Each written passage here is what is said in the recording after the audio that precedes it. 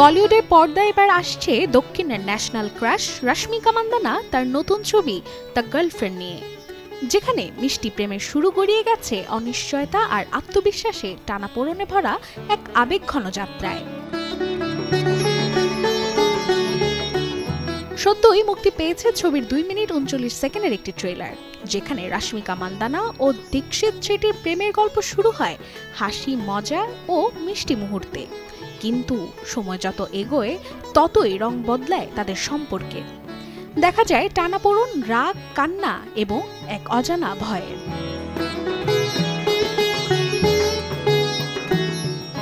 রাহুল রবীন্দ্রন পরিচালিত the girlfriend সিনেমাটিতে অভিনয় করতে দেখা গেছে রশ্মিকা মান্দানা, দীক্ষিত শেট্টি, রাও রামেশ সহ আরো অনেককেই। আসছে 7 নভেম্বর প্রেক্ষাগৃহে মুক্তি পেতে যাচ্ছে ভিন্নধর্মী এই প্রেমের গল্পের ছবি দ্য গার্লফ্রেন্ড।